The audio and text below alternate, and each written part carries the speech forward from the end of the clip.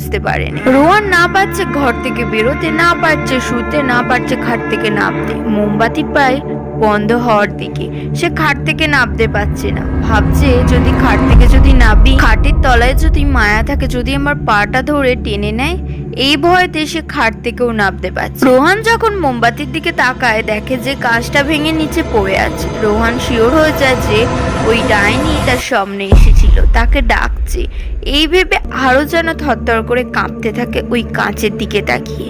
মোমবাতি প্রায় বন্ধ হয়ে যায় অবস্থা। রোহান ভাবে যে যদি মোমবাতিটা বন্ধ হয়ে যায়, ঘরটা আরো অন্ধকার হয়ে যাবে। যদি অন্ধকার হয়ে যায়, ওই ডাইনি যদি আসে, সে ওই ভয়তে বুকে সাহস নিয়ে খাট থেকে নেমে দরজার কাছে যায়। রোহান মনে মনে ভাবে যে কারেন্টও নেই, আমি লাইটও জ্বালতে পারছি না, মোমবাতি বন্ধ হয়ে যায় অবস্থা, আমি দরজা খুলে পালাবো।